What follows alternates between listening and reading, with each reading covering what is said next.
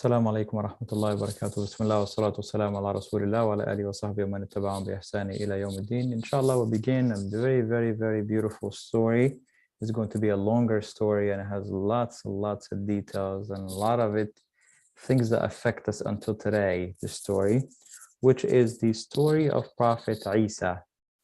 Now, to talk about the story of Prophet Isa, we have to go backwards into his mother and his lineage. So the story, it starts with the mother of Maryam, okay? She is the wife of Imran, okay? Now, is Imran a prophet, or is he a righteous person, or what is he exactly? We do not know for sure. There's a whole surah in the Quran named after the family of Imran, Al Imran. What we know for sure is that they were righteous people, okay, that Allah named an entire surah after them. Okay, this is the family of Prophet Isa. Okay, so the wife of Imran, she has a baby and she made a vow meaning she made a promise to Allah that if something happens, she's going to do something else. Like you promise someone, you say, if you give me $10, I promise I will build a whole house for you, or something like that, right? Or you promise Allah, oh Allah, if I succeed in the test, in this test, and I get 100, I will give $1,000 for your sake, kind of thing. So this woman had vowed, the mother of Imran had vowed what's in her stomach to be for the sake of Allah. I promise Allah that whatever is in my womb, okay, this baby is to be devoted for Allah only. I will raise this baby to serve Allah. And that's exactly what she had done. Now, originally she was thinking this is a boy that is going to serve, right, in the places of worship, the scholars and to serve the religion and so on. But she ended up giving birth to a baby girl. And when she gave a birth to a baby girl, it seems like things did not go according to her plan, because she planned for a boy to do these jobs, because it wasn't really a custom of girls to be able to carry on these jobs. So that's what the mother of Imran, when she gave birth, she said, I give birth to a girl, oh Allah, like is not what I intended. But nevertheless, she did intend for even this girl to be devoted to Allah and to serve Allah, to worship Allah only. And that's what she raised her to be. And this girl was named Maryam. And from a young age, it seems maybe from an infant age or a young age, she was cared for, taking in the custody of a prophet by the name Zakaria. Okay. Now, why did Zakaria take in the custody of Maryam? We don't know for sure. Some of the scholars said because, the prophet Zakaria was related to Maryam.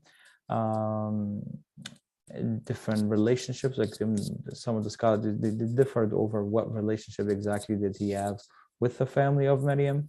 We don't know for sure. Allah did not tell us, so we don't know for sure.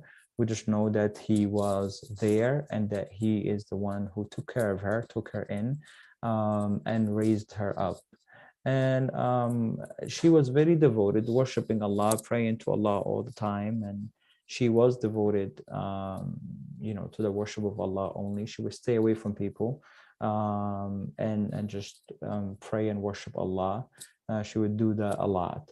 And one of the times when she was worshiping Allah, she's away from people, appears to her a figure, a human being. And this human being that appears to her, a man, she became very alarmed, saying to him, who are you? I seek refuge with Allah. I ask Allah for protection, basically, from you. He says, don't worry. I am a messenger from Allah. He was an angel. This is Angel Jibreel. And I came to tell you about a boy that you're going to have. You're going to be pregnant. So Maryam is shocked. How am I going to be pregnant if I'm not even married and there's no men around me or anything? So how will I be pregnant? So then Angel Jibreel tells her, this is what Allah wants and that's what's going to happen. right? Allah can tell things be and it will be. It doesn't have to follow the laws of reality are placed by Allah. So anyway, shortly after, Maryam ends up being pregnant. Okay, and when Maryam gets pregnant, things become very difficult for her. She doesn't know what to say to the people when she returns to her people, and what she's going to say, because they're going to accuse her that she did something bad and she had this child in a bad way, in an illegitimate way, that she had a boyfriend or something, and that's how she had a child. And she didn't want people to think that, because Maryam is a righteous person and she doesn't do such a thing. And her family is known to be good people. So she didn't want to bring all of these problems to her. And as she goes and, she gets hungry, and Allah tells her to shake off the palm trees, and then the dates will fall upon her.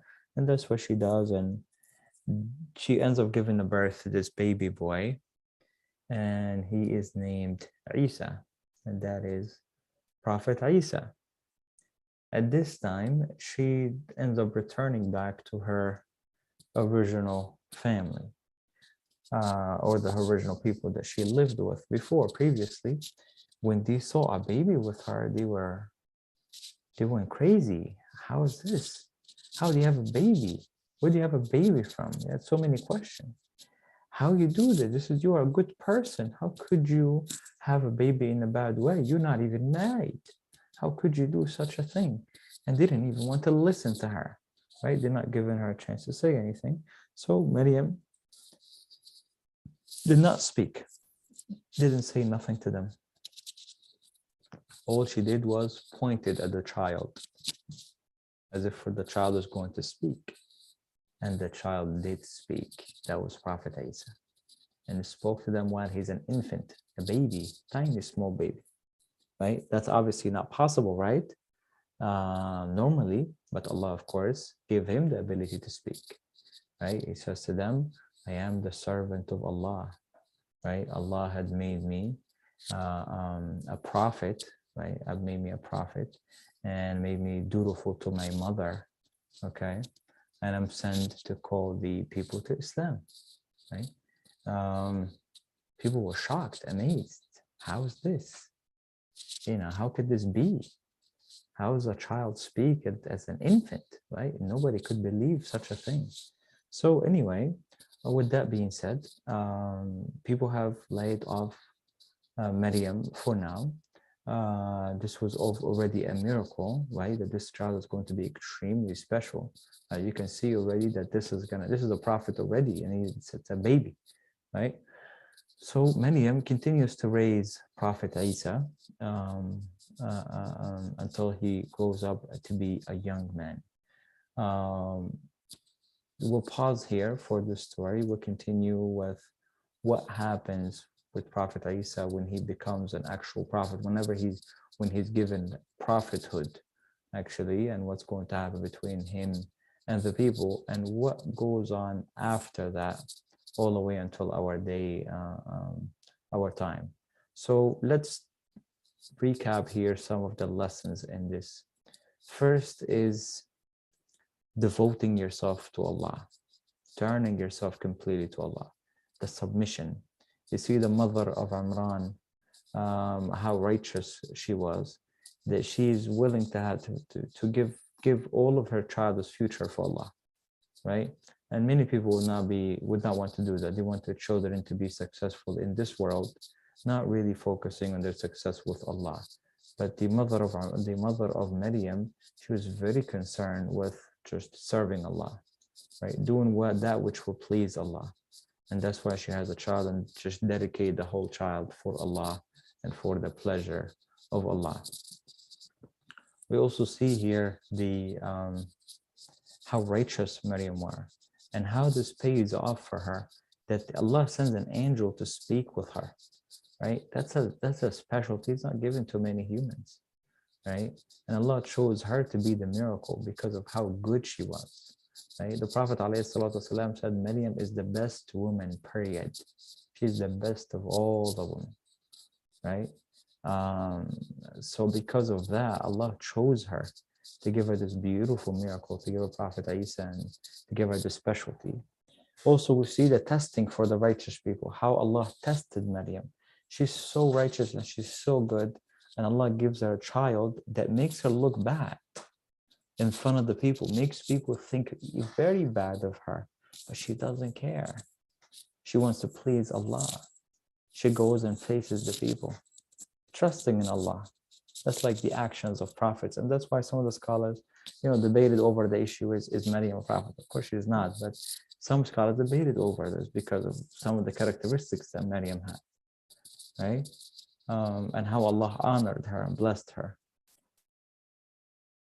All right, inshallah, we'll pause here and we'll continue the continuation of the story of Prophet Isa and what happens to him in the second chapter of this when he grows up. سبحانك اللهم وبحمدك أشهد أن لا إله إلا أنت أستغفرك وأتوب إليك والسلام عليكم